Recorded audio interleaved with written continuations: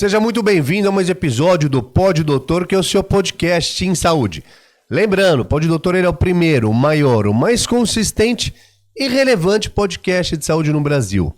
Antes de começar o episódio de hoje, quero te apresentar uma novidade super interessante. A Vero é uma água de coco 100% natural. Ou seja, além de não ter adição de açúcar e não levar nenhum tipo de conservante, também não é pasteurizada. A tecnologia da Vero Coco, ela congela a água de forma rápida e com isso preserva todo o sabor e nutriente da água de coco de verdade. Insira hábitos saudáveis em sua rotina, consuma Vero Coco diariamente e vivencie os benefícios de uma vida pró-saúde.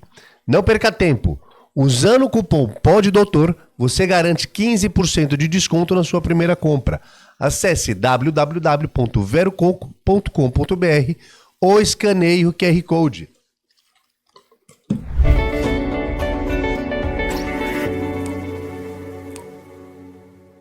E aí, doutor Sidney? Fala, Moisés! Mais um episódio para você maravilhoso do Pod Doutor, o melhor podcast de saúde do Brasil. Então, como você sabe, quem compartilha o Pod Doutor espalha a saúde. Você sabe que, infelizmente, a internet é recheada de fake news, de informações nem sempre checadas, nem sempre reais. E o nosso propósito é fazer justamente o contrário em saúde. Trazer para vocês informações boas, informações relevantes, informações sérias em saúde, checadas. Então, já vai se inscrevendo no canal, já vai seguindo a gente para que a gente possa continuar cumprindo o nosso propósito. E como que a gente cumpre esse propósito? Trazendo aqui as maiores autoridades em cada uma das áreas que nos propomos aqui a discutir com vocês. Hoje não é diferente, temos a honra de receber aqui, não um, mas dois convidados. Dr. Cláudio Elias Duarte, que daqui a pouco vai se apresentar para vocês, psiquiatra, atende seu consultório, que vai estar aí nos comentários para você poder encontrar. E nada mais nada menos que um ídolo meu da adolescência, e provavelmente de muitos de vocês, que é o vocalista do Twister, Sander Meca, que nos vai dar a oportunidade e a honra de contar a história de vida deles. Ele escreveu aqui esse livro também, que a gente indica muito para que você conheça essa história e da mesma forma que o Pod Doutor leva para você histórias para que você compartilhe, use para cuidar da sua saúde. Eu tenho certeza absoluta que você que vai ouvir isso aqui hoje vai trazer isso para você, levar para quem precisa, fazer o bem, cuidar de muita gente. Obrigado, então, Cláudio. Obrigado, uma honra, Sander. Começa, Cláudio, falando. Deixa eu deixar o livro aqui com o Sander, ó. Valeu. Põe ele aí pertinho de você. Vou deixar aqui, obrigado. O seu filho aí, né? É isso aí, meu filho. Vambora. Muito bem, muito obrigado mais uma vez pela honra de estar aqui.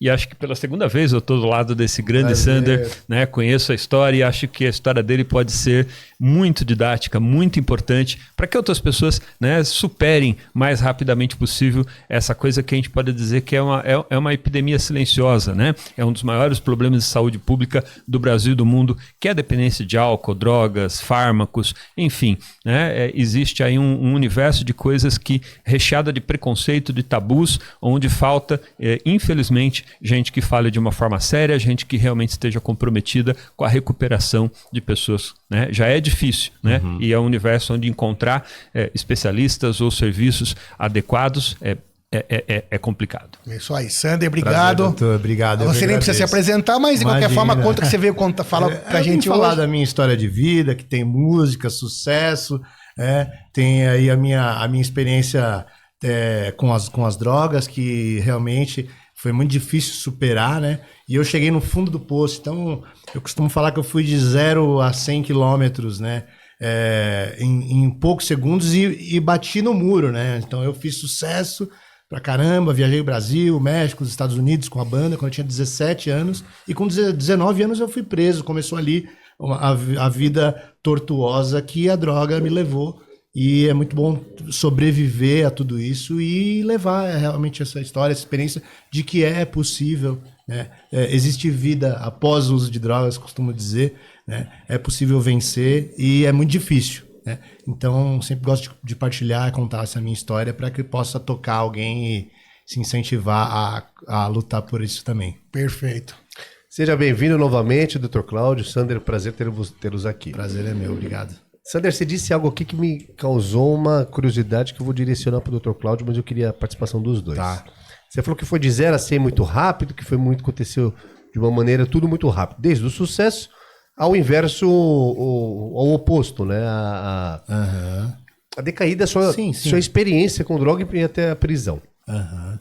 Doutor Cláudio, tem alguma característica marcante em pessoas que são adictas, pessoas que fazem uso compulsivo ou obsessivo de drogas, tanto legais quanto ilegais? Na verdade, não existe, é uma doença democrática, né? É uma condição de saúde muito democrática, não tem uma característica. Eu estou há 25 anos, né, em que eu sou psiquiatra, então no consultório a gente acaba atendendo de tudo, mas tenho uma procura maior por quem tem problemas, sou reconhecido um pouco mais, e me encaminho bastante quem tem problemas com álcool, com drogas, né?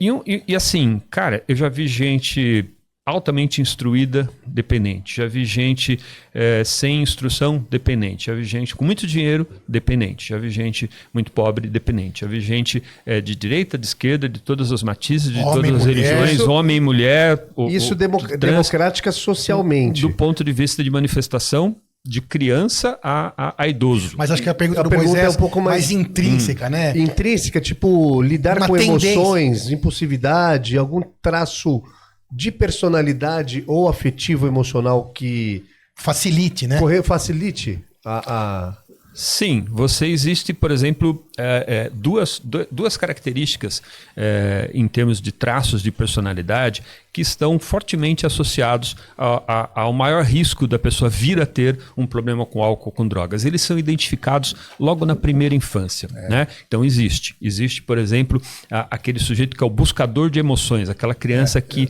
não para quieta, que ela quer, que ela quer novidade, ela quer emoção, ela quer adrenalina, e se isso não for direcionado, né? E se isso vier com outras características, óbvio, né? Uma doença multifatorial, né? Então estamos aqui falando de um aspecto, tá?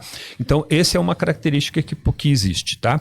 Associada a essa situação e é preditor no futuro de uso, né? De início de uso e, portanto, de evolução para dependência. Isso acontecia com você, Sandra? Na sua infância você já sentia que você era mais atirado? Depois que eu tô limpo há 2 anos e 3 meses. Parabéns, né? parabéns, muito parabéns. Eu conto os dias, você que tá aí, deixe seu parabéns, deixe seu parabéns no comentário. Obrigado. Não faço mais que obrigação. Eu sou ex-fumante, então é claro que não é a mesma intensidade, mas é muito difícil. Não, é muito difícil, foi muito difícil. Então todo dia que eu acordo, eu sei quantos dias eu estou hoje, mais o dia, porque cada dia é uma vitória, assim, pô, obrigado, Deus, obrigado por estar limpo e tal. Me ajude né, eu sempre peço a Deus assim, cara, me oriente os meus caminhos para me manter em sobriedade, que é o que vem mudando a minha vida positivamente, né? Mas quando eu comecei a me recuperar, que aí eu comecei a estudar a doença, né? Eu comecei a entender o que é adicção, né? Quando eu comecei a ficar limpo, né? Tanto nos grupos de apoio, que a gente conhece, eu participo, né? Frequento, eu acabei conhecendo mais sobre adicção e também fui estudar psicanálise, também pude conhecer também esses aspectos psíquicos, né, da adicção. E o que eu fui percebendo que eu sempre fui um adicto.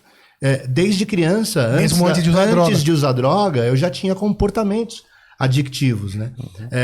Eu nunca estava satisfeito, sempre queria mais.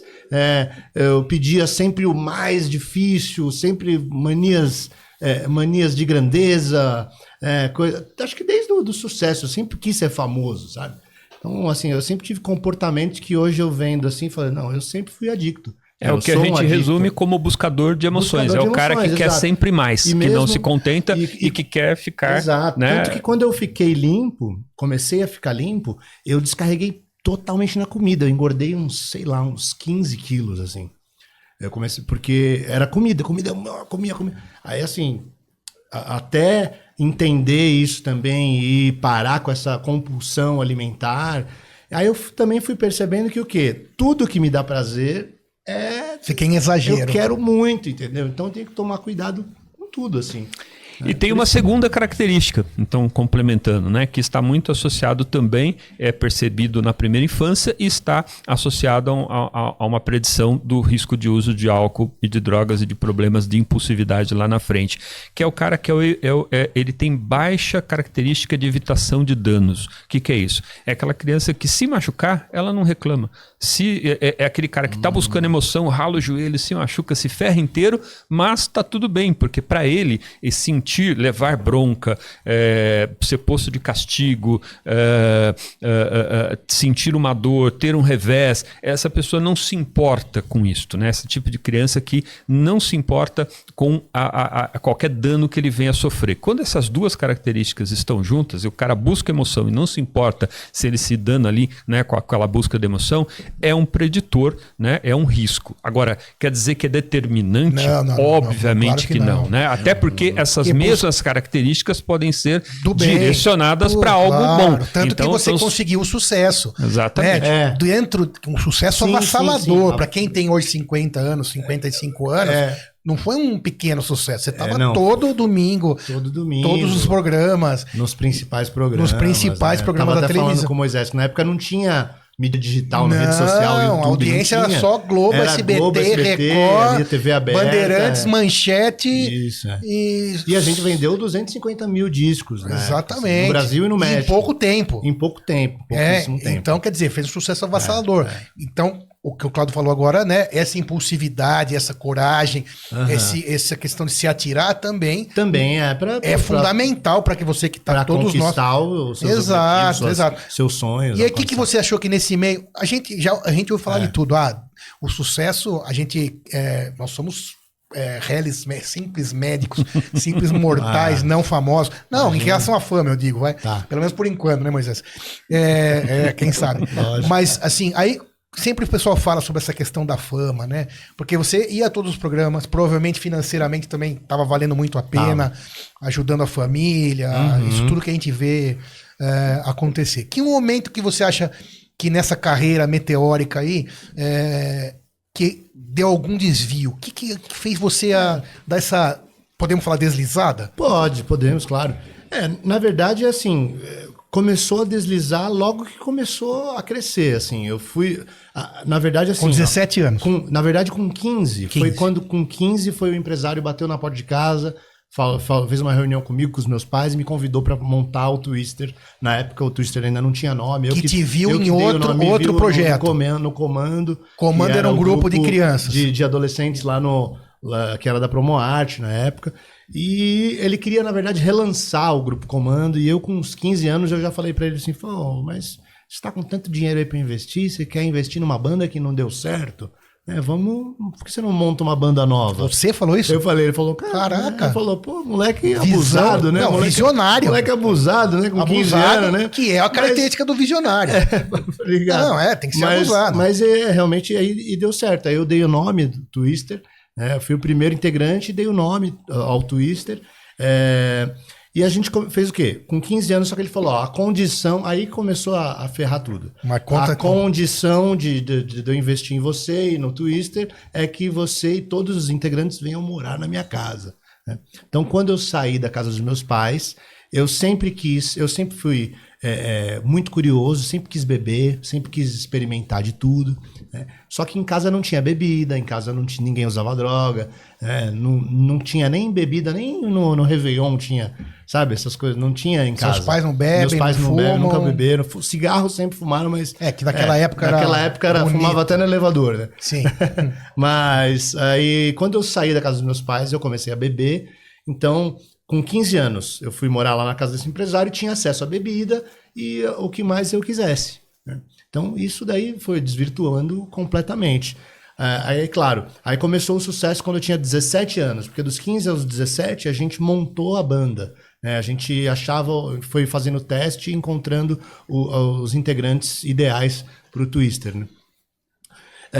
Então, o que aconteceu? Quando chegou com 19 anos, que foi quando eu fui preso, eu estava usando muita droga, porque as quantidades iam aumentando. Na casa do empresário, você usava? Na casa, eu me perdi um pouco no tempo. Então você foi preso já com 19 anos, o Twister ainda estava em alta. O Twister estava em alta, na verdade tinha acabado de terminar o Twister, porque quebrou foi na época que apareceu, acho que o Napster, assim. Foi quando quebrou as gravadoras. Sim. Quebraram muitas gravadoras nacionais e uma delas foi a Abril Music, que era a nossa gravadora. Fechou a gravadora e a gente encerrou as atividades. Aí eu comecei assim, eu tava com grana, tava ocioso, porque aí já não tinha mais o trabalho, eu pensei em usar mais drogas, né? Mas você começou usando em festas na casa do seu empresário? Na verdade eu usava sozinho, porque assim, eu podia só beber lá, sabiam que tinha um barzão bonito lá, cheio de rótulos bacana lá na casa do empresário, aí beber era liberado, né? Droga ele não sabia que eu usava, mas eu sempre tava bêbado e ele achava que eu... Aliás, tava usando outras coisas, mas ele achava que eu tava bêbado e tava tudo bem. Tipo, e a primeira droga que você usou... A primeira droga foi o álcool. A ideia dessa moradia era para ensaiar, para produzir, compor... Era pra produzir... Porque você entendeu? E ter ele próximo também, tipo amarrar. Tipo, pra outra pessoa não pegar. Pra ninguém pegar. Porque, e assim, ele tinha... Isso tudo em São Paulo? Não, no interior de São Paulo, em Valinhos. Em Valinhos. E aí vieram outros integrantes também de longe, um de Campinas, um de São Paulo, um de Guarulhos. Posso fazer uma pergunta? Claro, por favor. Existe essa coisa de que, de alguma forma, faz parte do pacote sexo, drogas e rock and roll, né? Aquela história de que existe uma glamorização no meio, né, do indivíduo que vai ser artista de alguma forma, e aí faz parte da ideia de que esse estilo de vida, de alguma forma, ajuda a vender. Pelo menos a gente cresceu vendo muito isso, né? De Rolling Stones. Isso é a lenda que acontece. Pra gente que é de fora, pra gente que é de fora, pensa assim, isso talvez a maioria é careta. Talvez até ele soubesse, talvez ele até soubesse, mas ignorava simplesmente. Exato, né? Falava, tudo bem, faz parte do pacote. Faz parte. Deixa o moleque lá porque vai vender, exatamente. Vai fazer sucesso. E eu ainda fazia um tipo, eu sempre fui um garoto meio rebelde, tal, agitado, eu queria fazer de tudo. Então também montou ali um certo arquétipo, né? Do garoto aventureiro, bagunceiro, né? O roqueiro, né? Eu era o único que gostava mais de rock, né? Então, com certeza tinha essa vista grossa. Sim. E quando você falou no começo uma coisa que não deu tempo de eu comentar, mas eu acho fundamental porque é didático. Você falou que você sentiu que você foi de 0 a 100 muito rápido e que de repente apareceu um muro e para você, pum, você bateu ali de frente no muro. Muito. Mas mas é didático, mas é a tua visão de dentro. Porque, na verdade, de fora, talvez não é tão rápido assim. Você não sacou. É verdade. Né? Eu não Você saquei. de dentro. É aquela questão da física, né? A velocidade depende de quem está Talvez observando do ponto de referência. Precipício, não né? um muro. Não, eu costumo chamar de síndrome do sapo fervido. Sabe o que é isso? Não, cara, dizem que se você jogar um sapo dentro da água fervendo, ele pula e não morre. Porque, joga e já pula. Né? Ele já joga e já pula, porque ele vê uma diferença grande de temperatura. Mas o sapo, como anfíbio, não é capaz de perceber se a temperatura vai subindo devagarzinho. O corpo dele vai acompanhando a temperatura da água. Então, se você puser o sapo num caldeirão e na água fria, ligar um foguinho de baixo, vivo, e vai devagarzinho, né, aumentando a temperatura, ele não pula, ele não percebe. Então, você achou que estava de 0 a 100 muito rápido nesse sentido. Quem estava de fora via que, na verdade, a coisa vai comendo pelas beiradas. Todo sentido, além do que, um outro fator importante, o início precoce. Então, se você me perguntou de características, Moisés, de quem vai se tornar um dependente, tem também a questão da idade do início. É um dos fatores preditivos. Quanto mais cedo você começar, maior a chance. Por quê? Porque na adolescência é quando você está aprendendo as habilidades do ser humano adulto. Né? Aquilo que o ser humano é a espécie que mais precisa de investimento. Experimentar tem a ver com isso ou não? Tem a ver com a ideia de que, na verdade, quando ele experimenta, e vamos supor, é a primeira vez que ele vai paquerar alguém, e ele experimenta, ele ou qualquer jovem, tá? O que vai acontecer? Ele vai falar, pô, deu certo. Isso é legal. E aí ele vai, isso é legal, isso deu uma otimizada, deu bom. Ele vai querer repetir, e aí ele não sabe, ele não teve a oportunidade de aprender a paquerar sem usar alguma coisa, sem estar sob efeito de álcool. Exatamente. Né? E aí ele não sabe. A gente tinha amigos de infância que quando ia sair e o cara estava tomando um remédio para dor de garganta, ele virava, não vou sair, mas você faz 3 dias, você já passou a febre, você nem tá ruim, mas eu não posso beber que eu tô tomando antibiótico, né? Então não vou sair, porque o cara não sabe se divertir sem estar... O que é um absurdo, porque você, por exemplo, é um talento artístico impressionante, tanto que quando você tinha 8, 9, 10, Sim. você contou lá pra gente que já fazia show, já cantava de maneira incrível. Então, no fundo, ele nunca precisaria disso para ter Não, sucesso. mas ele não sabia. Isso, Ele, né? exato. As habilidades socioemocionais dele foram condicionadas Foram pela condicionadas. droga. Não. Então ele teve que aprender Chegou tudo uma isso de época novo, que não é? acontecia- Exato. Foi um aprendizado novo, viver sem as drogas. Porque eu não tinha nem mais repertório. Tudo que eu precisava fazer, eu precisava usar. Então, mas Tudo, continue, pra tudo. continue. Aí você, Então- 17, 18, 19, foi preso. Aí eu fui preso. Então eu digo que assim, que eu bati no muro porque foi a minha experiência mais trágica, mais difícil, né? Foi o celular na Paulista? Não, essa primeira, essa daí. Depois, o que aconteceu, né? Eu continuei usando drogas, né? E aí o negócio foi piorando ainda. Quando você saiu da prisão. Porque, ó, quando eu fui preso a primeira vez, eu tinha 19 anos, eu escrevi o Inferno Amarelo lá dentro. Legal. O meu primeiro livro, vendeu mais de 10 mil exemplares e tal. E eu conto como foi a minha experiência lá dentro da cadeia. Eu conto alguns casos de outros presos que eu conheci lá dentro, né? Mas o que aconteceu? Quando eu fui preso a primeira vez, foi por tráfico de drogas. Eu não traficava, mas eu usava em quantidade, eu comprava em quantidade. Eu fui pego e acusado de tráfico, até provar que nariz de porco não é a tomada. Eu fiquei 2 anos preso e depois eu fui absolvido na apelação, né? Eu fui absolvido de tráfico e me soltaram, né? Mas nesses 2 anos, o que aconteceu? Eu escrevi esse livro e aí quando eu saí da prisão, eu achava que nada ia ser pior do que a prisão. Eu falei, passei por isso aqui, bicho, passo por qualquer coisa. E essa época você Não usava tem, né? bebida, cocaína. Então, na verdade, quando eu fui preso, eu usava cocaína de vez em quando. O que eu gostava mesmo era êxtase e LSD. Eu tomava muito êxtase. Que é tal e bebida, de hoje, né? bala e doce, né? Bala e doce. Eu tomava muito. Pra você que tá Mas entendendo. muito é todo Eu dia? tomava. Muito é assim, quando eu tinha dia livre, que eu na época do Twister eu trabalhava bastante, então não era sempre, não dava pra ir louco de êxtase no Gugu. Quando você trabalhava, você não usava? Não usava porque não cabia, assim, né? Assim, eu às vezes ia virado, né? Ainda sob efeito de alguma coisa. Quando tinha aqui na Eliana, era super cedo. Ia no programa da Eliana, eu lembro que eu ia direto, eu ia virado da balada e ia lá sob efeito de alguma coisa, né? O que é super triste, né? Assim, eu penso assim, falei, pô, né? Para as crianças que assistiam naquela época, né? Mas eu era uma criança também, eu tinha 17 anos. Não, mas olha que você hoje tem essa consciência. Então sim, isso de triste passou para didático, Sim, né? mas então o que aconteceu? Eu usava essas drogas que eram, drogas de para festa, né? Drogas de, eu ia muito em raves, então quando eu usava, eu tomava muito. Eu tomava 15 êxtases, assim. Começava a tomava um na sequência. Correndo o risco de ter uma overdose. Correndo, com certeza. Correndo risco de Aí, várias o que aconteceu? complicações do Na êxtase. cadeia, eu comecei a usar cocaína todos os dias. Lá eu usava droga. Dentro da cadeia? Dentro, Isso todos é uma- os dias. Eu usava todos os dias. Mas lá como é dentro. o acesso a isso? Isso. Não sei se dá para falar sobre isso aqui. né? Então, aí... Mas é público tem. e sabido, imagina. Quem não sabe que dentro de prisão, Não, dentro mas do sim, sistema prisional tão tem fácil droga. assim, né? Tão fácil. Na época onde eu passei faz tempo, faz o quê? 24 Tá no seu anos, livro também tá tudo no meu isso. livro. É eu o conto Inferno tudo- Amarelo. No Inferno Amarelo eu conto tudo isso. Aí entrava pelos presos, de algum jeito, visita, Familiar. família, funcionários, entrava de todo jeito. Sei que tinha droga Você já tinha usado cocaína ou não tinha usado? Já tinha usado, mas não era Não uma frequente. frequência. Aí na cadeia... Aí você- lá eu comecei a usar todo dia. Todo dia. Então, quando eu saí da cadeia, que eu falei, bom, agora nada pode ser pior do que a cadeia. O vício por cocaína. Aí, cara, a cocaína, assim, o vício em cocaína começou a me levar a lugares terríveis, que foi onde eu comecei a escrever depois de 10 anos, quando eu comecei a buscar recuperação.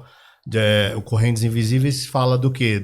De como é difícil, que justamente eu falo que as correntes invisíveis da adicção são muito piores do que as grades que eu passei, a prisão mesmo, né, no sentido literal da palavra. A corrente da adicção me levou para lugares piores do que a prisão, muito piores. Me levou a perder a dignidade. Eu roubei para usar droga, né? Roubei celular na Avenida Paulista e fui preso. E eu apanhei primeiro do povo na rua, né? Porque eu roubei meio-dia em plena Paulista, com um violão nas costas eu tava. Eu lembro da época E com que uma aparecia no cartola. jornal que você tocava no metrô, né? Eu tava. Isso é real também. A minha fase mais trash foi a fase que eu fui tocar no metrô, porque eu não tinha mais condição de cumprir compromisso. Eu até tinha oportunidades, por ter uma carreira... Um talento, né? Talento, Claro. entendeu? E por ter um histórico de fama. Currículo, né? Com um bom currículo musical e artístico, eu sempre tive portas abertas, né? Pra tocar em todo quanto era lugar legal, né? Patrocínio, até que me Retomar a carreira. Retomar a carreira. Só que eu não dava conta. Eu tava usando tanta droga, tanto Zolpidem na época, né? Foi que eu fui tocar no metrô porque eu falei, eu não consigo mais dar conta. Eu vou tocar e eu não vou, Você falta, ou eu falto, né? Que os caras até Aí me vem chamavam de Mamu. Tim Maia, né? Porque eu falava, pô, o cara vai dar uma Tim Maiada. O Sander, os caras falavam, o Sander é um puta talento, mas o cara dá mais trabalho que recém-nascido. Chega ruim, não vem. Aí eu falei, o que eu vou fazer, né? Eu vou cantar no metrô, pronto. Levar o violão pra lá, que aí quem quiser pôr 2 contos, põe. Quem não quiser também. E efetivamente aconteceu isso. E eu fazia isso todo dia pra quê? Pra usar droga. Eu saía de lado com o chapéu, com os trocados, e ia pra farmácia e ia pra biqueira. Né? Nessa época você namorava ou tinha amigos, a família? Como que era a relação? Então, nessa época eu morava com os meus pais e era aquele terror, né, cara? Terror em casa, porque os meus pais, a minha mãe principalmente sofria demais, assim, mas ela não me abandonava, sabe, cara? Mãe nunca abandona, cara. Não abandona, mas Vai no presídio, você só vê mãe, cara. Não me tem pai. abandonava Pode ver na a fila. ponto de, sabe, às vezes, ela entrava atrás de mim na Cracolândia, cara, entendeu? Entrava na Cracolândia, ela... Correndo risco. Entendeu? Uma senhora de mais de 60 anos entrando na Cracolândia atrás do filho, desesperada. Como ela chama? Márcia. Márcia, Meca, parabéns. guerreira. Hoje eu Guerreira tenho... total. Eu fico muito feliz de poder dela, sabe? Hoje ela tem a neta, né? Que ela sempre sonhou. Meu pai não viu isso, né? Eu não vi meu pai não me viu limpo. Eu enterrei meu pai completamente louco, sabe? Assim, eu nem lembro nem do velório do meu pai. Eu lembro do velório do meu pai que eu tava infernizando a vida do meu irmão mais velho, que eu chamo ele de Dedé, que é dentista. Eu falei, Dedé, eu preciso de 100 reais, cara, preciso de 100 reais. É a única coisa que eu lembro do velório do meu pai. Olha que triste, né? Pra comprar droga. Pra comprar droga. Né? Então, assim, são coisas que eu nunca vou esquecer. Né? Eu fico feliz de poder dar uma neta pra minha mãe, dela acompanhar o crescimento da minha carreira e ver que eu realmente venci, porque ela nunca me abandonou, né? Mas era assim, eu acabava com o meu dinheiro, o que eu ganhava eu acabava com o dinheiro dela, o dinheiro do meu pai, aposentadoria, dinheiro de conta, eu não sei como eles viviam. Às vezes eu comento com meu... Que você começa usando droga e no final a droga tá usando você. Isso é certo, líquido e certo. A pessoa começa usando a droga. Não dá muito tempo, a droga tá usando a pessoa. E o que foi acontecendo também na minha coisa... eu fui fazendo coisas que eu nunca imaginei que eu fosse fazer. Como roubar para usar droga. Primeiro vender total. As coisas que pareciam mais distantes da minha realidade, era um dia vender alguma coisa minha. Da sua casa. Da minha casa. Da sua mãe. Minha ou da minha mãe. Vender, eu nunca vou fazer isso. Nunca. E aí o que vai fazendo? Vai usando mais, porque você vê as coisas acontecendo, eu vi as coisas acontecendo, essa realidade acontecendo no vizinho, ou na casa do amigo, ou na TV, fala, puta, o cara roubou pra usar, não sei o quê. Fala, puta, adicção é a doença do eu nunca. Eu nunca. É a doença do eu nunca. Eu nunca vou fazer isso. Eu nunca. Não, mas eu até acho quando vem, tá fazendo. Quando eu quiser, eu paro. Eu costumo dizer o seguinte, quando a pessoa chega no consultório, eu falo assim, cara, o cara só tá bebendo ou tá passando ali da fase que a gente chama de uso abusivo do álcool, né? Aí a pessoa fala assim, mas eu não sou alcoólatra, né? Porque a gente também tem muita questão do uso pejorativo das palavras, né? Então isso estraga muito. Eu falo, tudo bem, nós não vamos chamar de alcoólatra, nós vamos chamar da tua relação com o bebê, né?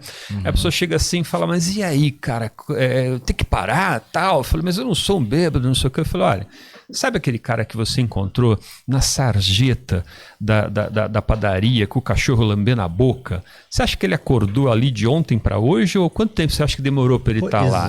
Ele disse igual você, talvez ele não tenha tido a chance de estar sentado aqui tentando se tratar, mas ele disse igual você, eu nunca. Né? E hoje ele está lá na sarjeta. Então é a doença do eu nunca. Eu nunca. Então eu vi essas coisas acontecendo, eu falava, bom, mas eu não sou esse cara. Isso vai acontecer com isso já é a doença do eu nunca, é a doença do outro. O cara, né? que não tem recurso, é o outro. O cara que não estudou. Pô, eu sou famoso, isso não vai acontecer comigo. Eu nunca vou precisar vender minhas coisas. quiçá roubar alguém ou vender a coisa da minha o liquidificador da minha mãe, o micro-ondas da minha mãe, nunca vou fazer isso. E quando você viu, você estava fazendo. Chegou a vender. Eu tava fazendo, entendeu? Por quê? Porque eu desacreditei sempre achando que eu podia parar quando eu quisesse. Mas aí e tudo vai piorando, porque vai aumentando a quantidade, é uma tolerância. Eu falo assim, cara, eu era tipo um X-Men, sabe? Eu ficava dias, às vezes. Acordado, sem comer. Eu só tomava, eu pegava às vezes água de coco, fazia soro, sabe? Pra não desmaiar, pra não ter convulsão. E usando, entendeu? Isso se arrastou por um bom tempo. Sei lá. E que horas, quando que você teve uma luz divina nesse o pior que eu acho momento sombrio aí? Então, eu vou te falar. O que te levou? Deixa eu fazer uma pergunta antes da luz. Tá, é verdade. Vamos continuar nas trevas ainda. Vamos nas trevas ainda. Vamos. Na sombra. Na sombra. Esse fundo de poço aí. Qual o real motivo que você usou droga?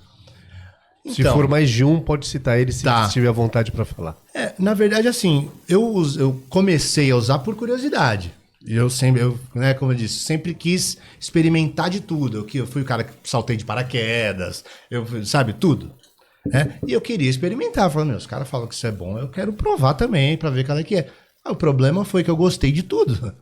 E aí eu ia usando, eu falei, mas tem uma outra que dizem que é melhor, eu vou experimentar também. Eu ia gostando de todas as drogas que eu experimentava, eu gostava. O problema é que quando eu queria parar, eu já não conseguia mais. Mas você já tinha ouvido falar que crack, para dar uma frase bem simples aqui, para que todo mundo possa entender. Você já tinha, quando você então usou maconha, álcool, LSD, você já tinha ouvido falar assim que crack é demolidor?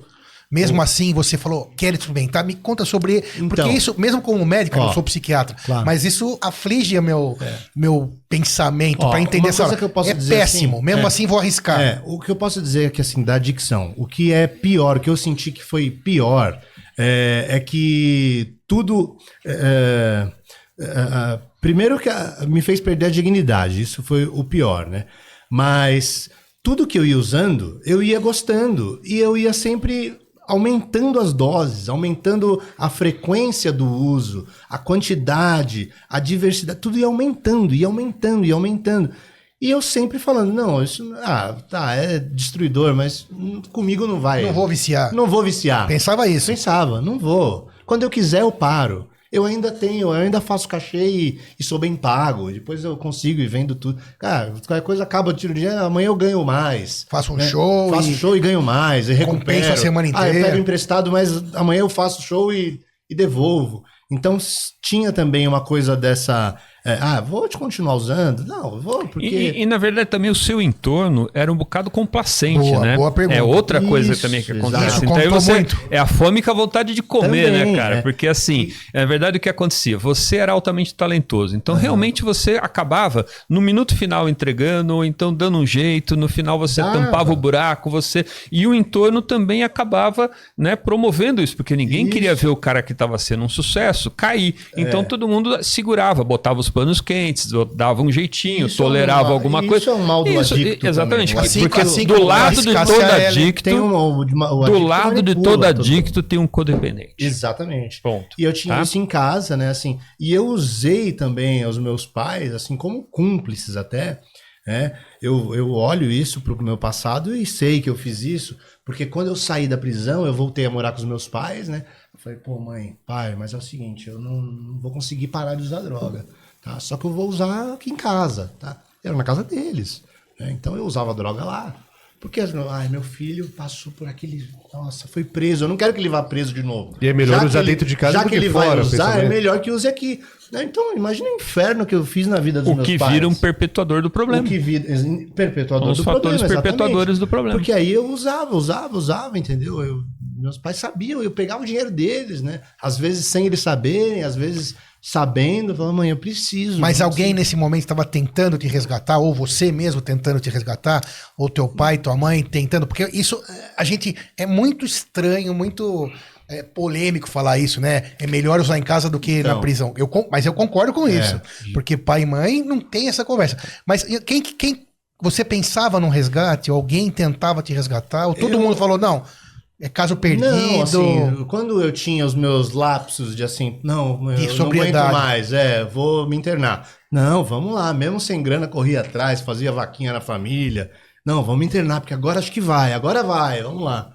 Sabe, sempre bancava o meu psicólogo, porque eu usava droga, mas fazia terapia, né? Então, porque assim, tem isso também, precisa do investimentozinho. Precisa. As clínicas, o convênio cobre, isso, desculpa a pergunta, mas... Cobre até 30 dias. Por ano. Tá dentro da ANS alguma cobertura de acordo com o contrato. Mas por ano, 30 dias máximo, de tratamento. mas 30 dias por ano pra você? Não dá nem pro cheiro. Não dá. Então, quer dizer, envolve um planejamento financeiro envolve também. Um planejamento financeiro, mas assim, tudo...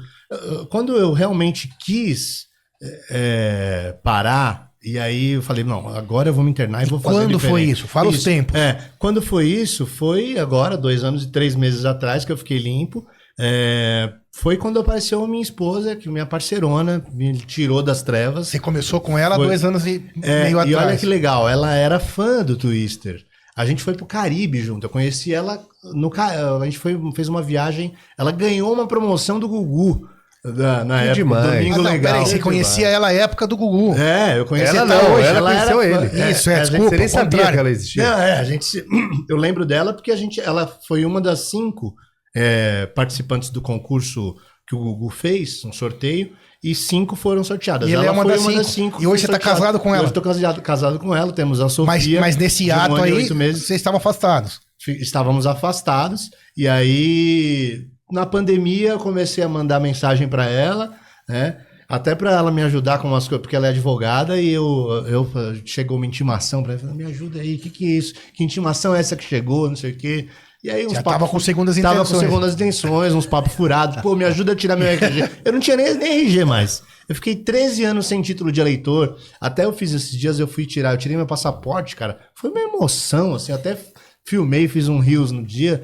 E assim, como eu fiquei emocionado, porque assim... Retomando a sua vida. Retomando a dignidade, assim. Sim, eu fiquei... retomando você mesmo, né? Que loucura. Na verdade, você perguntou que para você estava meio incompreensível, né? A história de como é que alguém começa um tratamento, como é que alguém está dentro disso e não enxerga que está com um problema e tal.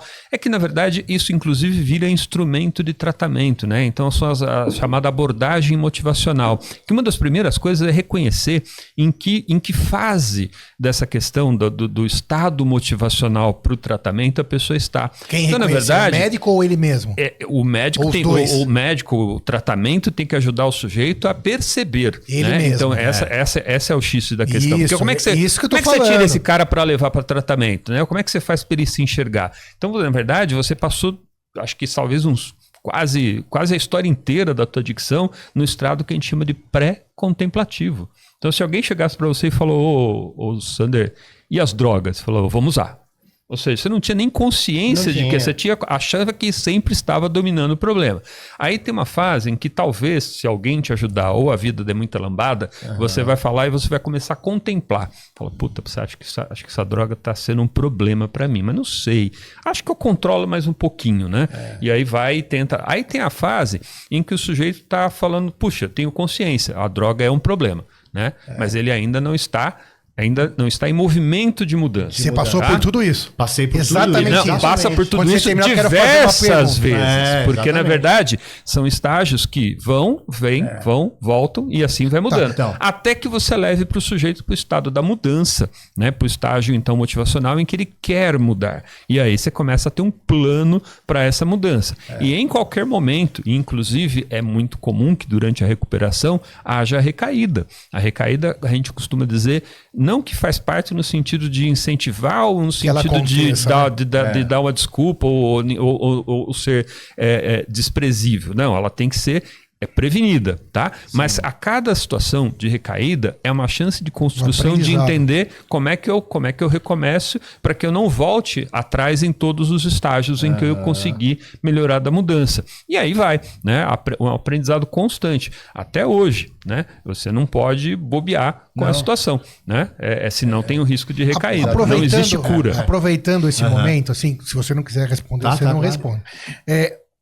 Uma pergunta que eu acho bem sensível, que eu acho que cada um tem uma resposta, né? E talvez você que teve lá nesse 0 a 100, nesse posto, como você chama, e eu tenho certeza absoluta que a sua história, na verdade, ela é voltando para o sucesso hoje e é muito didática. Mas eu nunca fiz essa pergunta para uma pessoa como você, por exemplo. O que você acha dessas histórias que tem agora sobre descriminalizar? Eu sou contra, cara. Responda se você quiser. Eu sou contra. Eu sou contra porque, assim, eu sei o que a droga fez comigo, cara. Então, e assim, eu já fui preso por causa da droga, né? Então, eu sou contra, porque assim, vai facilitar a droga, cara. Vai facilitar a droga na rua, vai ter até controle de qualidade, né, velho? Então, como que eu posso aceitar um negócio desse? A droga, eu sei o quanto a droga me destruiu, o quanto fez mal pra minha família, sabe? Eu sei o quanto. Vai facilitar a gente que não teria acesso. Não teria acesso, entendeu? Vai ser ainda mais fácil do que já é, né? Hoje em dia você consegue qualquer droga. Eu concordo 200% com você. Eu não sofro, não. Eu sou contra isso, entendeu? Então, pronto, eu concordo também. Mas aí eu não vou nem perguntar pra vocês se vocês quiserem vocês se manifestem. De quando apareceu a Adriana, né? Minha esposa, foi fundamental. Porque assim, todas as minhas parceiras, ou elas usavam comigo, ou... As anteriores. Ou usavam comigo, que era pior, porque, nossa, quando um casal que os dois usam, bicho, é terrível, cara, terrível. Mas quando não usavam, também não viam problema na minha drogadição, né? E você certamente acabava escolhendo ou tendo acesso a se relacionar com essas pessoas assim, justamente porque era um jeito de bancar, de manter a sua adicção. Exatamente. Né? Da codependência e também de que você acabava fazendo essas escolhas porque era difícil para você abandonar a droga. Qualquer outra pessoa que se pusesse na vida e te dissesse, olha, ou a droga ou eu, você escolhia a droga até então. Aí pela primeira vez você escolheu a pessoa. Ela fez isso. Ela falou, mas só que é o seguinte, Sander, quando a gente comecei com os papos furados, aí vamos sair pra tomar um suco e tal, não sei o que, vamos. Aí eu fui vendo que ela falou de cara, ela falou, eu sei que você usa, eu sei que você tá, né, mas comigo não tem espaço. A gente pode até se ver mais vezes, mas comigo não tem essa, tá? Não bebo, não uso droga, não fumo, tá? Nada. Se quiser, qualquer coisa, enquanto você estiver longe de mim. Aí o que aconteceu? Quando eu me esforçava a semana toda, eu falava, não, sexta-feira, ela trabalhava bastante, e aí, bom, a gente vai se ver sexta-feira, eu tinha que estar limpo na sexta. E aí eu comecei a ver que dava pra ficar limpo, era difícil. Já é uma esperança, era não? Era difícil, né? Mas, e aí aí ela ficou grávida. E aí, quando ela ficou grávida, eu tive uma recaída, ela falou, não, acabou, tal, não sei o que você vai fazer, mas eu vou ter esse filho. Acabou, tal. Aí eu me internei essa última vez, eu falei, não, eu vou me internar agora, eu vou fazer diferente de todas as internações que eu tive. Foram quantas? Foram 4. E quanto tempo você ficou internado? Eu fiquei pouco tempo, 45 dias nessa última internação. Nas outras 3 meses, 4 meses, né? E assim, eu costumo falar também, Só fazer um parênteses, desculpa rapidinho, Sander. Doutor Cláudio, tempo de internação... Pelo relato do Sander, as primeiras foram 3 meses, a última que deu certo até então, 45. Tem alguma coisa a ver? Só se a gente pegar a bola de cristal. Vamos falar uma coisa. Em primeiro lugar, precisa internar? Né? Depende da pessoa. Eu também sempre entendi que sim, né? Então, não, nem sempre. Quando a pessoa Na perde verdade, controle. qual é a indicação da internação para dependência de álcool, de drogas ou de fármacos, né? Na verdade, é preciso haver uma indicação precisa, né? Não se sai internando qualquer coisa, porque senão fica a história do filme lá que eu reassisti esses dias, do Bicho de 7 Cabeças, com o Rodrigo Santoro, sensacional, né? filme. Então, sensacional o filme, revejam. Um filme cuja filmografia, cuja técnica talvez é antiga, né? Você assiste, você percebe que é um filme de antigamente, mas a história é muito... A história, aliás, é baseada em fatos reais, história né? Essa que percebe que é um filme de antigamente. Pois é, né? Nossa, como é que você vê ele novinho, né? Então, né? Então, mas assim, Filmão. É um filmão, assistam. Filmão. Mas o lance é que é o seguinte, a internação pode ser algo ruim para o indivíduo. Ele pode chegar numa internação e acabar, por exemplo, pegar um menino que está fumando baseado pela primeira vez. O pai pega e bota numa clínica para ficar 1 ano internado. O que ele vai sair de lá?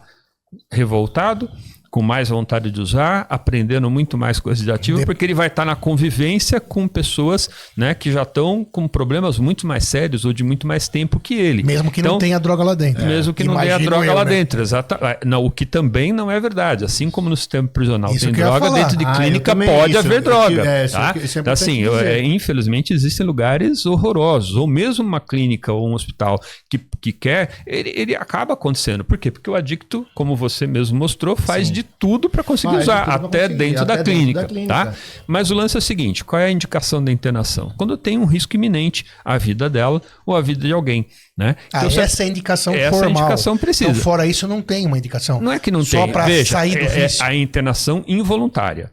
Aquela que você pega o sujeito. Você está falando da involuntária. É como qualquer internação psiquiátrica. Só tem razão para ser involuntária. Primeiro que você precisa estar dentro de um local onde tenha médico 24 horas. Dentro de um hospital ou clínica onde há presença do médico 24 horas. Senão esse local não pode fazer uma internação involuntária. Está cheio de lugar por aí que faz esse tipo de coisa na base da unha. É outro dependente, né, que está lá internado, tá um mês, está limpo, ele sai para fazer a remoção, para catar na unha o cara na casa de alguém. Exatamente. Isso existe uma máfia, uma coisa horrorosa nesse sentido. Lugares, infelizmente, né, que nenhum cidadão deveria ter o infortúnio de parar. Tá? Mas vamos lá.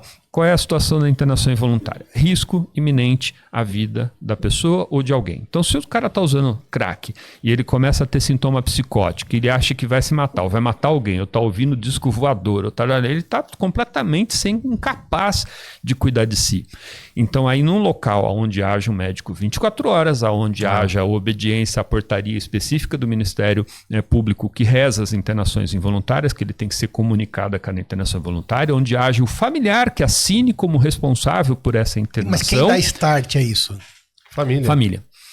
Não entenderam há, isso? Não, a internação na marra, para a gente traduzir a palavra. Não existe. Na involuntária. Sim.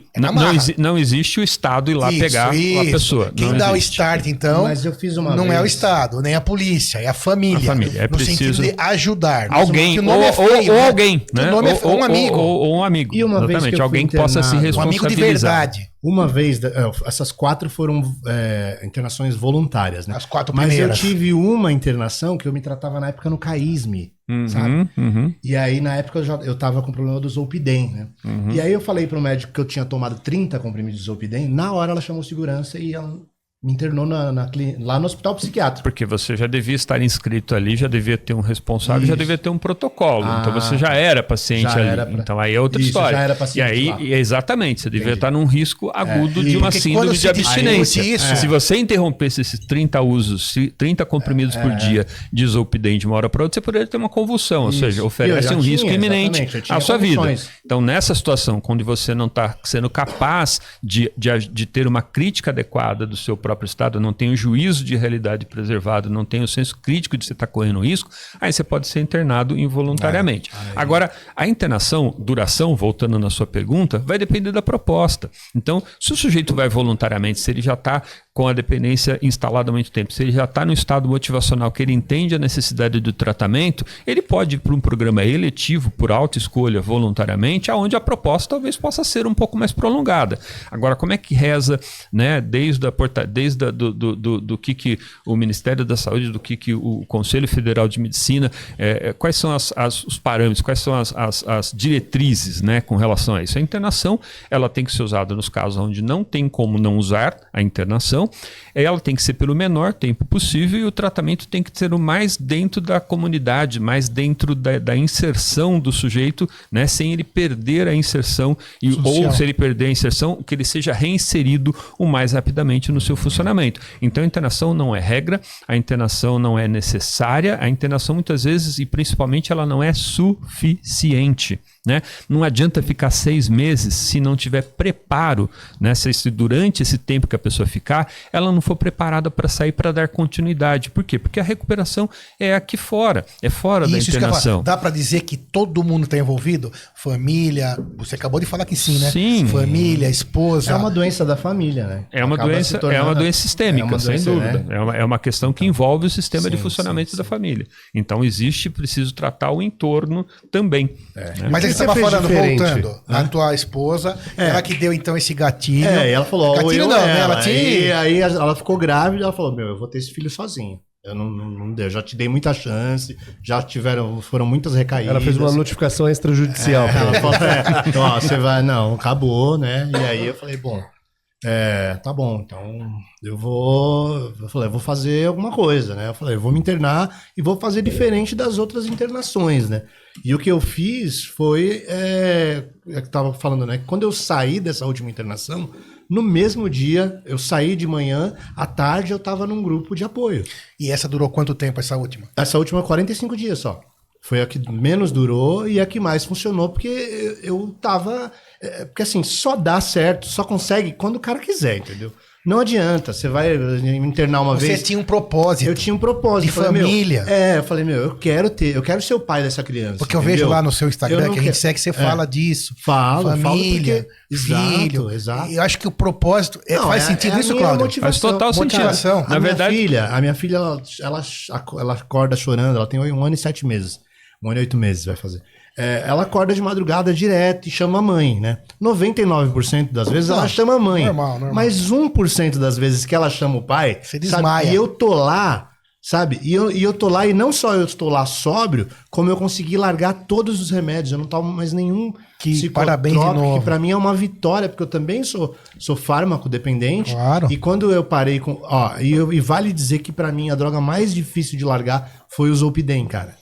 Foi o Zolpidem, não foi a cocaína, não foi o álcool, foi o Zolpidem.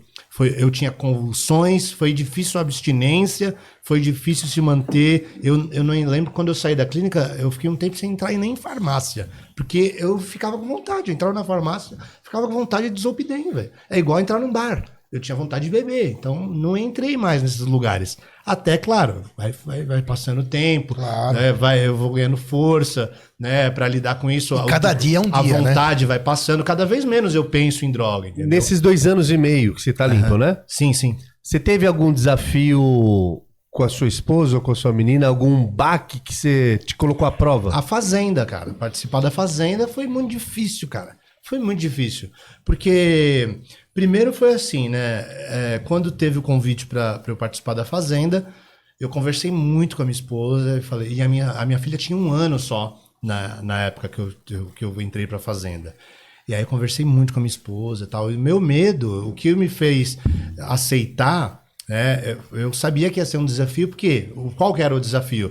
Sabe, estar num lugar que vai ter festa, que vai ter intriga, que vai ter discórdia, tinha álcool. Agora festa, entendi. 2 vezes por semana tinha festa. Falei, como e que festa eu vou da pesada. Você já não gostava de uma festa? E eu já... Então, e você conseguiu ficar sem álcool? Aí eu consegui, cara. Mas eu fiquei completamente deprimido lá na Fazenda, assim, eu só queria dormir, eu sei que eu tava em depressão, sabe?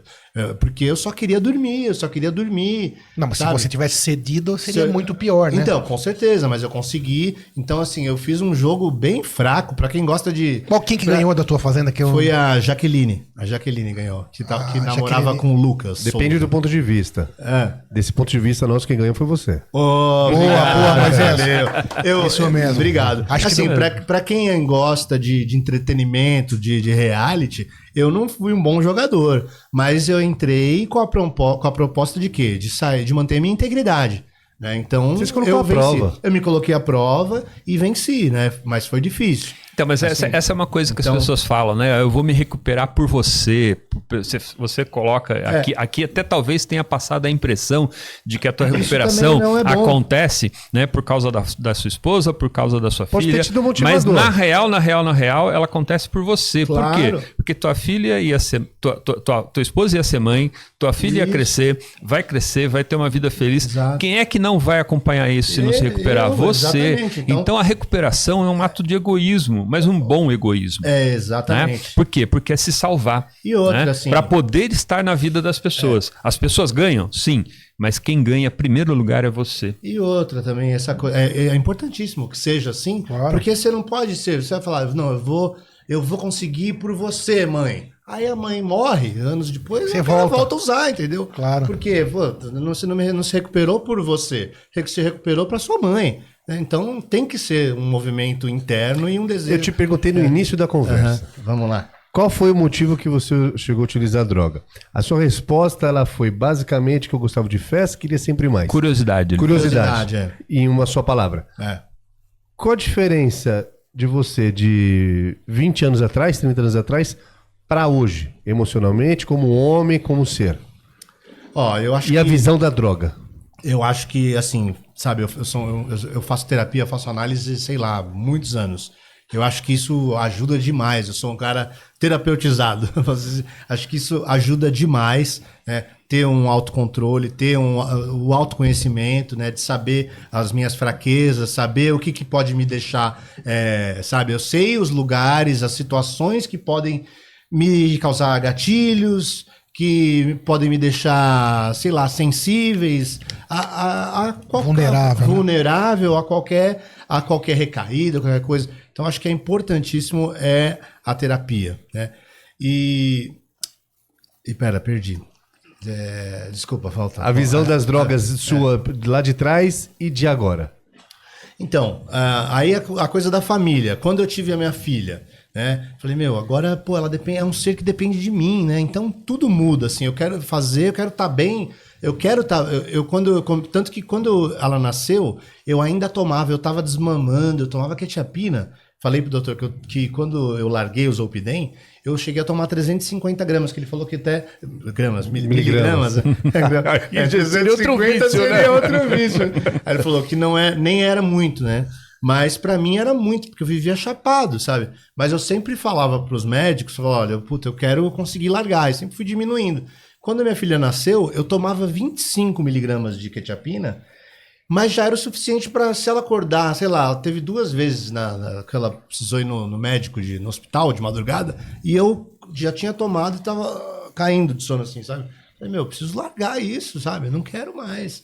Então, assim, é uma motivação, acho que é coisa da família, de construir uma família, sabe? De ter o propósito, sabe? Tudo isso que mudou. Antes eu não tinha nenhum. Você encontrou um afeto, foi uma frase que eu vi aqui no podcast. Que legal. Um afeto maior do que o afeto pelas drogas. Isso, exatamente. E aí eu comecei a fazer o quê também? Encontrar outros prazeres, porque como eu disse, tudo que eu fazia era relacionado à droga. Tudo. Só sabia fazer, era pra comer tinha que fumar, pra beber pra cantar tinha que beber. Aí, depois de cantar, pra comemorar tinha que cheirar. E depois pra dormir precisava tomar 300 Zolpidem, sabe? Então era tudo ligado à droga. Então o que eu comecei a fazer? A buscar novos vida, buscar prazer, buscar propósito, coisas que me dão prazer, longe das drogas. Propósito, né? Não, prazeres. Prazeres, sim. Prazeres. Então eu comecei a buscar uma vida diurna. Comecei a cozinhar. Por quê? Porque eu queria ter uma outra fonte de renda também. Isso, fala um pouquinho que eu vejo lá no teu Instagram. Isso, que tem... lá, tem o Meca Gourmet, que agora eu tô abrindo um espaço... Meca Gourmet. E como é que é pra pedir isso daí? Pra pedir, entra lá no Instagram e me adiciona lá no Instagram, Meca Gourmet. E pode pedir por lá, tem o meu WhatsApp lá também, pede direto comigo, para comer sua comida fresquinha, seus risotos, come comigo. Quando eu montei o Meca Gourmet, eu queria buscar alguma coisa que não depender para ganhar dinheiro de dia. Era uma coisa, basicamente era isso. Eu queria parar de trabalhar com música, não é que eu queria parar de cantar, mas eu não queria mais cantar na noite, entendeu? Porque eu tava buscando uma vida diurna. Não, mas daí leva... Como que chama a tua esposa? Adriana. Leva a Adriana junto que vai dar tudo certo. Mas aí mesmo assim, quando eu vou fazer... Porque eu tenho a minha também, a advogada lá que... Não, mas aí, cara... Mas pra mim era importante ter algum trabalho, Claro, né? mas não pare de cantar, né? Isso que eu tô falando. Não paro. Mas hoje em dia, a minha fonte de renda principal é o Meca Gourmet, são as palestras que eu tenho feito hoje em dia, né? Escolas, quem quiser, então, palestras motivacionais, contar história dentro da empresa, uma história de superação, muito legal. De otimismo, de sair levo música. De um buraco para um sucesso. Eu levo música também. Na palestra? Na palestra. Olha que legal. Contar. Então, procura lá sempre no Instagram, Sander Meca, facinho. Sander Meca, né? Então, o Meca Gourmet me ajudou a ter uma fonte de renda que não dependesse da música e da noite, né? Eu entendo Isso foi perfeitamente. muito importante, porque a noite já atrai cozinhar isso, né? para mim é uma arte, entendeu? Então eu mantenho a minha arte também. É interessantíssimo, viva. né? Como você encontrou uma fonte de prazer ligado até a própria questão da oralidade, né? Então, assim, nós aprendemos, né, a gostar do mundo e conhecer o mundo pela boca e pelas mãos, né? E cozinhar, eu também gosto de cozinhar, por isso que eu sei. Não tem nada melhor, né, do que você estar com as mãos envolvida, com os sentidos envolvidos. Você Exato. descobriu de novo que você tem olfato, que você tem Isso. paladar, que você eram coisas tem que eu tinha aprendido, que doutor. você tem um senso Olfato, estético muito para fazer tempo eu fiquei sem o olfato. prato. E mais, cozinhar é um ato de amor. Exatamente. Né? Porque você faz, eu pelo menos quando cozinho não é para Claro. mim. Eu gosto de presentear Quem com cozinha acaba nem Exatamente. comendo, né? é, Pros não, outros. né? É isso para os mesmo, outros. isso É um mesmo. prazer de você ver o outro ter prazer. Exato. É fantástico. E isso, você descobriu uma outra maneira de estar no Descobri uma mundo. Outra, exatamente. Eu me sinto produtivo, né? Assim, eu me sinto, eu sou um membro produtivo para a sociedade, né? Eu tô cozinhando, eu tô fazendo. E assim, eu cozinho realmente com muito amor, sabe? Eu mesmo cozinho e tal. Procuro fazer, mandei fazer umas embalagens bonitas, tal, com a nossa cara do Meca Gourmet e tal. E quando eu faço com muito carinho mesmo, assim. Eu sei que tá indo uma coisa minha pra... É igual quando eu sei que uma pessoa tá lendo meu livro. Pô, um dia eu vou lá dividir as panelas com você, Vamos viu? lá, então, Vamos vai lá? ser um prazer, Não, claro. eu vou gostar. Eu vou te convidar então pra gente... Eu modéstia à parte, algumas coisinhas eu mando bem, no viu? meu canal. Eu tô virando youtuber agora também. Boa, dá boa. licença, hein? Segue lá no YouTube. Toda segue. sexta-feira tem uma receita nova lá no Você Sander cozinha ao Meca. vivo daí? Cozinha ao vivo, dou a Toda receita. sexta. E uma vez por mês eu convido alguém pra me ensinar alguma coisa. Então vamos combinar. Top, Vamos demais, combinar, doutor. demais. Tô Pronto. com a maior honra. Vai ser Então uma vai ser delícia. legal. Deixa eu fazer uma pergunta. Por favor. Você acha que hoje você pode, ou que algum dia você vai poder olhar para a questão da adicção, da dependência e entender assim, acabou, superei, curei. Não tem como, não tem como. E eu acho que é importantíssimo, por isso que eu continuo frequentando reuniões, porque assim, eu tô 2 anos e 3 meses limpo, mas não tem como, entendeu? Eu sei que não tem cura, não tem cura. E o fato Mas de eu vai, estar... Melhor, vai esquecendo. Isso que eu ia perguntar. Não Alô, pode, pra- não pra- pode, Ah, não pode? não pode. Esquece. Ó, vamos lá. Não, porque eu parei- Eu fiz a por pergunta isso que para eu- poder ter a deixa aqui, né? Ah, Então É vamos por lá. isso que eu continuo frequentando as reuniões. Exatamente. Por quê? Porque eu estou em contato com a minha doença, entendeu? Eu estou limpo, mas eu estou vendo o sofrimento do cara que chegou ontem. Entendeu? Que o cara recaiu. Tá moído ainda. E eu vejo caras que... O que a gente tá... O mais importante de participar dessas reuniões de grupo de apoio, entendeu? É que eu estou em contato com a doença. Eu não consigo esquecer do que eu sou capaz se eu tomar o primeiro gole. Claro. Eu tenho viro uma demônio, metáfora. cara. Eu tenho uma metáfora boa para isso que eu uso com todos os meus pacientes. E- Para aqueles e eu que já me vejo- ouviram, eu vou pedir até desculpa. Eu vejo pessoas constantemente que estavam sóbrias, limpas há 10 anos, 15 anos. Voltaram a usar. Voltaram. Então, no fundo do poço Na verdade, de novo. depois que você passa a linha e você já preencheu os critérios e você se tornou um dependente, ou seja, a instalação da síndrome de dependência já se deu, eu costumo brincar que sair dessa, mesmo quando você já parou de usar, é como ter uma cascavel dentro de casa. Você não vai se livrar da cascavel. Você tem uma cascavel dentro da sua casa 100% do tempo e ela é imortal, ela não morre e você não tem como botar ela para fora. Dado que você vai ter que conviver dentro da sua casa com uma cascavel, qual que é a melhor maneira de você não ser picado? Não chegar perto dela. Não perca ela de vista. Lembrar que ela tá lá o tempo todo. Saiba onde ela está. Porque Boa, a cascavel não sai correndo atrás de ninguém. Você que vai atrás. É você que dá bobeira, passa perto, não viu, perdeu ela de vista e Já pum, é. toma o Nhoque. bote. E olha que ela tem guiso, hein? Pra te Isso, avisar. vai avisar. Né? Perfeito, E o que é o perfeito. guiso? Verdade. O guiso é quando você está embarulhado. O guiso é quando você está percebendo que você parou de frequentar o grupo. O guiso é quando você está Isso. percebendo que você está começando a namorar com a ideia de que quem sabe de um quem sabe, agora eu golinho, já tô- um pouquinho É. dá. Essas ideias Passa vão por isso, ver. ó, Mas exato, todo não- mundo. Passa por isso. Mas Todo. não dá. Isso Não sim. dá. Exatamente. Por Não isso que dá. não pode esquecer. Porque, doutor, o que acontece? As pessoas acham, isso eu tô falando porque eu vejo lá os caras. Isso acontece, Quando né? o cara, Você é o que cara. tá 15 anos limpo e aí ele volta a usar, no mesmo dia ou em questão de dias, ele volta pro mesmo fundo de poço. Rapidamente. Ele tava Mas rapidamente, né, rapidamente. doutor? Rapidamente ele tá na rua. O cara que... Irving Jelinek. Esse cara foi quem postulou pela primeira vez os sintomas, os principais sintomas da síndrome de dependência ao álcool, tá? E qual é um dos 7? A reinstalação da síndrome é mais rápida do que a instalação. Então, ou seja, voltou a usar, 1, 2. E outra, se você pensar que usou uma vez e achou que deu certo, ninguém viu, ninguém percebeu, eu parei, opa, funcionou, usei só uma vez e tudo bem. Deu errado. Deu errado, porque você está iludido de que você usou só uma vez. Exato. É só a primeira de muitas que virão. Então tem que olhar para o fundo do poço e para Cascavel o tempo todo. Tem que olhar saber que, ao mesmo tempo em que constrói as coisas boas. Por outro lado, também, para a gente não deixar só nessa nuvem assim mais dificultosa, tem esperança. Olha, tem muita esperança. Sim. A gente sempre fala aqui, né, eu e Moisés, procure ajuda. Não, nem pense em preconceito, esquece a discriminação. A medicina tem muitas ferramentas, tem terapia, tem remédio, tem os grupos.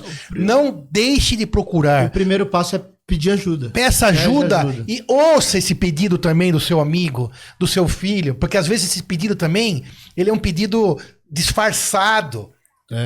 Disfarçado. Quem é amigo de verdade, quem é familiar de verdade, liga para a mãe da pessoa, fala, ó, teu filho tá precisando de ajuda. Faça isso, ajude o teu amigo. Não pense que você é mais esperto, ou mais porque vai dar ruim no final. Olha aqui o Sander falando, dá ruim e não dá pouco ruim, não.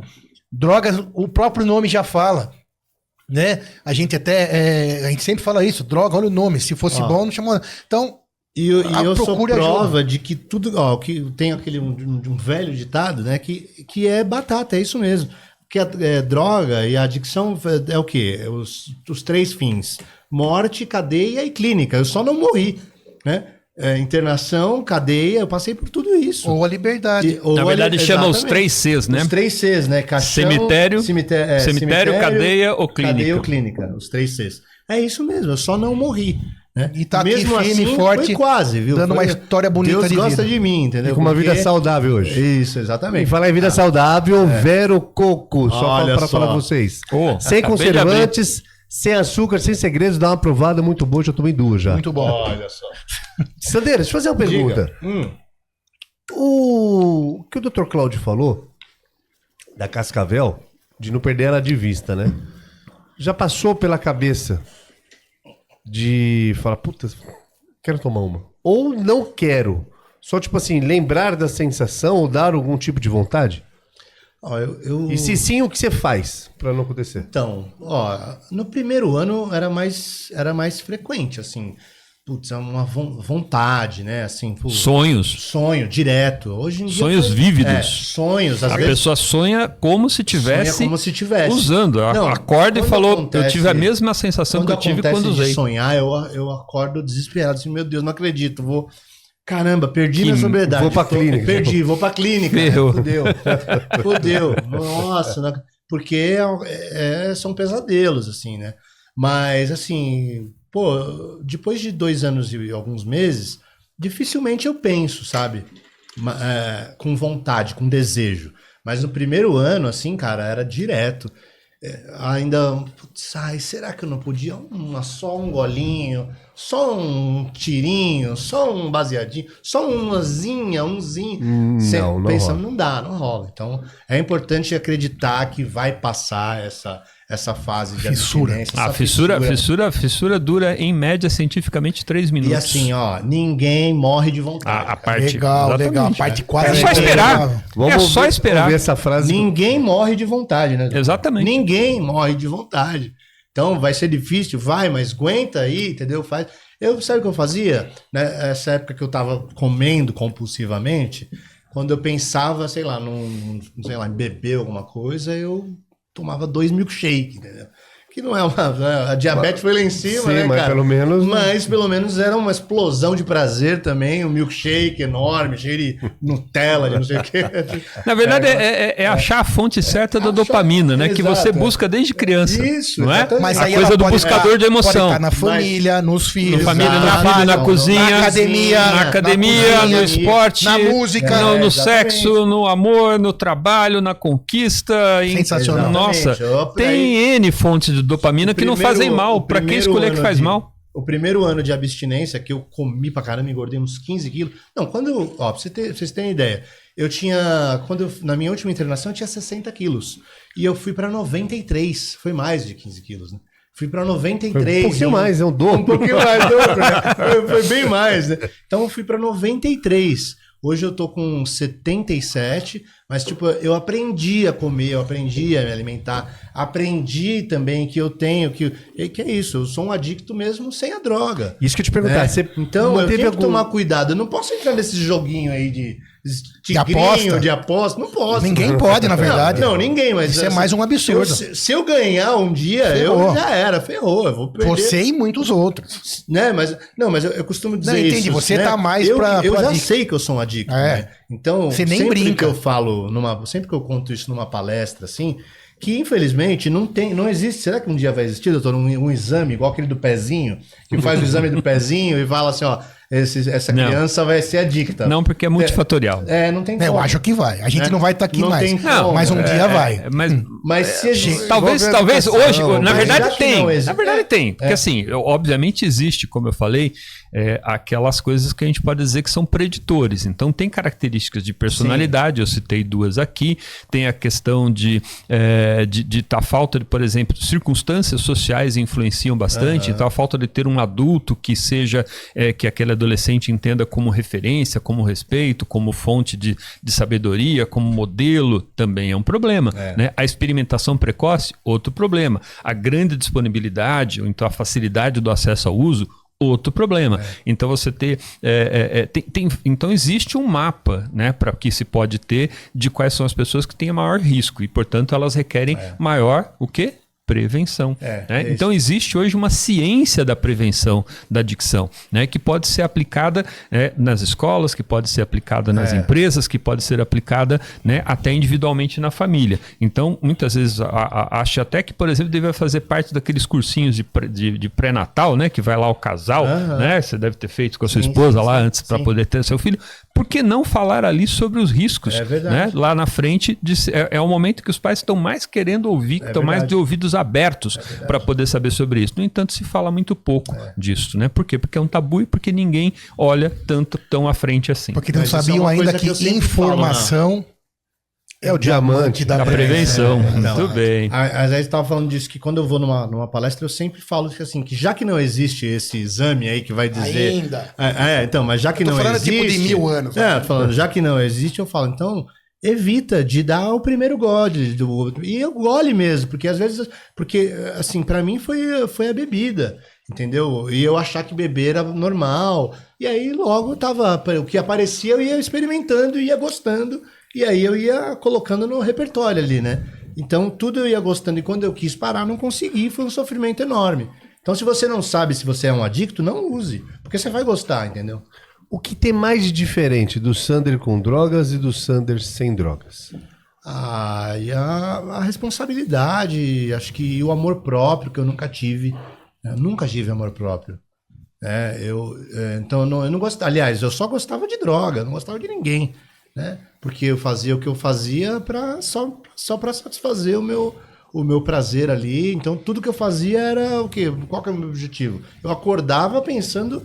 Puta, tô sem grana. O que eu vou fazer para arrumar droga hoje? Para arrumar Zolpidem? Esse era meu objetivo, entendeu? Então, hoje em dia, eu me preocupo com a minha saúde. Eu quero estar bem para ser um bom pai, sabe? Eu fico muito feliz que a minha filha nunca me viu drogado, não vai me ver. Nem vai ver. Nem vai ver, entendeu? Porque, tem os livros, ela vai ter, quando ela tiver acesso ao Google... Vai assistir o podcast. Você vai assistir minhas histórias e tal. Mas ela vai saber que o pai ali viveu aquilo no passado e se recuperou. E virou um exemplo. Não vai, porque eu também vejo os adictos que têm filhos e não conseguem se recuperar. Isso é muito triste. Sabe? A realidade de você ir buscar droga com o seu recém-nascido no carro e deixar o bebê no carro. Muita gente faz isso, cara. Sabe? Então é a responsabilidade de fazer por mim, de me manter limpo, para ser um bom pai, para ser um bom marido, para ser um bom filho. Eu digo que eu voltei a ser filho, né? Porque depois que eu fiquei limpo, eu voltei a ser filho, porque eu não era mais, sabe? Não era um cara que, pô, faz o que quiser, entendeu? É tudo, é um egoísmo muito grande. A adicção é uma doença É isso que eu ia falar. A sua fala toda tá indo no caminho do egoísmo. É uma coisa Lá muito atrás. egoísta. Então, assim, o Sander de hoje, ele não é egoísta. Ele pensa na família, ele pensa no bem-estar de quem tá do lado dele. Né? Posso botar um reparo? Eu penso o seguinte. São egoísmos diferentes, né? Porque eu acabei de falar um pouquinho antes que existe a pessoa que, para recuperar, ela precisa ser egoísta, né? No sentido de pensar primeiro em si. Então, na verdade, são dois cérebros, né? O cérebro primitivo, que é esse cérebro do querer o prazer, do cérebro da visceral, daquele cérebro que só quer, e que é muito antigo do ponto de vista até filogenético, né? Dentro da gente, é a coisa do cérebro infantil, regredido, né? Da mente, em que só quer satisfação imediata a qualquer custo. Então é um egoísmo voltado para isso quando a pessoa está doente, quando a doença está ativa. Quando a doença está ficando sob controle, passa a ser um egoísmo mais cortical, passa a ser um egoísmo de um cérebro mais evoluído, passa a ser um egoísmo de estruturas, inclusive, realmente mais evoluídas do ponto de vista da escala, né, que existe, né, do desenvolvimento dos cérebros dos primatas. Né? Então passa a ser aquele egoísmo que você fala o seguinte, é pela minha esposa, é pela minha filha?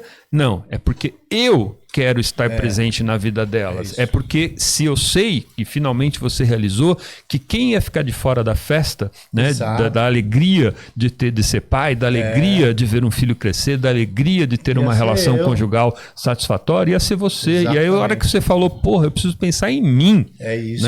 Nesse sentido. Então, nesse sentido, são egoísmos diferentes. Um voltado para satisfação a qualquer custo, de qualquer prazer imediato, não interessa se isso vai ferrar com quem tiver ao redor. E o egoísmo no sentido de botar-se em primeiro lugar, né? Que é diferente do egoísmo de botar o seu prazer pura e simplesmente em primeiro lugar. É isso. Muito bem. Uma coisinha... Fala. É uma pergunta, eu prometo. A última pergunta, eu prometo. Imagina. Se arrepende de algo? Puxa vida. Não sei se cabe me arrepender. Acho que... eu não me orgulho de nada. Acho que arrepender, acho que não tenho arrependimento, assim, mas eu não me orgulho de muita coisa que eu fiz, né? Se eu pudesse, mas não existe. Se não existe, né? Se não existe. Então, o que eu fiz, eu paguei as consequências. De frente, né? Entendeu? Encarei e consegui. Com força, acho cabeça erguida. É isso que eu acho também. Então, eu acho que assim, não adianta se arrepender, né? Eu posso não me orgulhar, assim, das coisas que eu fiz, não me orgulho mesmo, né? Mas é isso, eu acho que o importante foi... Me identifico com a sua fala. Você não estaria aí o homem que você é hoje. Eu não estaria aqui, com certeza. Então, e assim, eu acho que o mais legal que eu vejo, assim, da minha situação, é que eu consegui fazer limonada e tenho feito limonada desses limões, né, cara? Desde o primeiro livro, O Inferno Amarelo, vendeu 10 mil exemplares do livro que eu escrevi na cadeia. Você ajudou mais de 10 mil Correntes pessoas. Invisíveis, que eu comecei a escrever quando eu comecei a buscar a recuperação. É um livro que muitas pessoas que me procuram e leem, porque estão com problemas com drogas e querem entender um pouco mais, sabe? Ou familiares que presentei e falam, meu filho tá com problema e tal. E as pessoas que se identificam e depois me procuram no feedback falam, caramba, você tá me ajudando muito. Eu tô até procurando essa sala aí que você tá indo. Olha, eu vou traduzir rapidamente o que você acabou de falar. Acho que você se arrepende apenas dos erros que não te ensinaram nada. Isso. Né? Eu, pelo menos, até pessoalmente, o que eu ajudo os meus pacientes é, cara, você só pode se arrepender de um erro se ele não te ensinar nada. Se ele te ensinou alguma coisa, ele tem que ser motivo de orgulho. Boa, Claudião. Sorte dos pacientes que tem como médico. Isso mesmo, com certeza. Bom, eu queria falar uma última coisa, na verdade, não sei se você vai gostar. E se você gostar, você acompanha. Tá. Se você não gostar, você não acompanha. Por favor. Peraí, deixa eu... É assim, ó. Meu amor, esse amor... Dá 40 graus de febre, queima pra valer, queima pra valer. É assim como o sol derretendo toda a neve dentro de você. dentro de você. Pô, e foi muito legal, valeu. E foi eu fiz o show pro Twister esses dias. Eu vi. Foi muito legal, casa cheia. E foi, Pô, me emocionei aqui. veio Eu gente ensaiei do- 500 vezes na minha cabeça, quase esqueci. Foi 10, hein? Pô, cara, agora eu me lembrei quando eu tinha uma idade bem Que legal. tenra. Muito obrigado. Prazer demais estar aqui. Você quase pensou que ia falar alguma coisa absurda? Não. Você viu que era uma pegadinha? Não, falei, vambora. Verdade, quem já passou tanta Não, luta tá. Com certeza. E ó, Cicatrizado. eu posso Parabéns. garantir a vocês, isso não foi ensaiado. Não, claro Isso que não. foi total improviso. Obrigado, gente. Obrigado, Moisés. Obrigado, doutor doutor Cláudio. Obrigado, Sander, Moisés. muito obrigado, Sim, cara. obrigado. Certeza que você influenciou Valeu. muita gente pra Obrigado. sair desse fundo que você falou e voltar à vida com toda a categoria, cabeça erguida. Eu, pessoalmente, Sidney, nem o médico, nem aqui que tá aqui. O Sidney te deseja muito sucesso. Obrigado Que pra você nós. possa continuar firme com a tua esposa, com a tua filha. Obrigado. Fique com Deus, família, sucesso, saúde e vamos em nessa. frente. Obrigado, prazer estar aqui. É isso aí. Posso deixar o convite para Claro, quem quiser claro. conhecer os meus livros. Tem na Amazon e tem também, pode me chamar direto no Instagram lá no Sander Meca, Meca com 2 Cs, manda mensagem, eu respondo na hora. Quem quiser, quem tiver problema com drogas também e quiser, pode me mandar mensagem que eu respondo. Todo mundo, sempre oriento. Eu não falo, não sou médico, mas eu vivi um grande certeza. sufoco. Muito bem. Eu falo o que eu passei, eu falo o que eu fiz que deu certo, o que eu puder ajudar. Eu Fala de ajudo. novo o seu Instagram. E eu vou Sander. fazer moqueca com você lá, hein? Opa, adoro, vamos nessa. Fala de novo o seu Instagram. Meu Instagram é @SanderMeca. Arroba Sander Meca com 2 Sander Cs. Meca. Palestras em empresas, tem o Meca Gourmet. É isso aí, tem o E Meca isso Gourmet, significa livros. ir pra cima. Vamos pra procurar cima. ajuda, ir pra vida, melhorar, se curar. Vambora. Isso vale pra todo mundo. Informação diamante da É prevenção. muito bom estar limpo, estar sóbrio, sabe? Viver a vida como ela é, sabe? Eu falei que uma vitória muito grande é conseguir largar todos os remédios. Então, sabe? Pô, tudo é mais intenso, é mais colorido, é mais bonito, é mais gostoso. Eu me emociono pra caramba, sabe? Eu sou um chorão pra caramba. Toda vez que eu vou cantar, eu sempre falo, pô, hoje é o 4º show que eu faço sóbrio. Porque de 2 anos eu fiz poucos shows. Então é sempre um aprendizado, é muito intenso pra mim estar ali com o público e estar cantando. Eu sempre me emociono, porque toda vez eu chego lá e falo, pessoal, pô, eu tô chorando porque é o 5º show que eu faço sóbrio e eu só cantava louco. Então é muito legal isso, é muito legal estar vivendo e aprendendo a viver sóbrio e vale a pena Isso o aí. esforço. Vale a pena. Parabéns. Cuida da Obrigado. Cascavel. É isso aí, cuida da Cascavel. Muito obrigado. Olho nela. Olho na Cascavel. Não Muito tira de obrigado. vista. Siga o Para Doutor, siga o Sander Meca, Dr. Cláudio Duarte. Muito obrigado. Moisés Rodrigues Obrigado. também. Sigam todos. Até o próximo Para Doutor.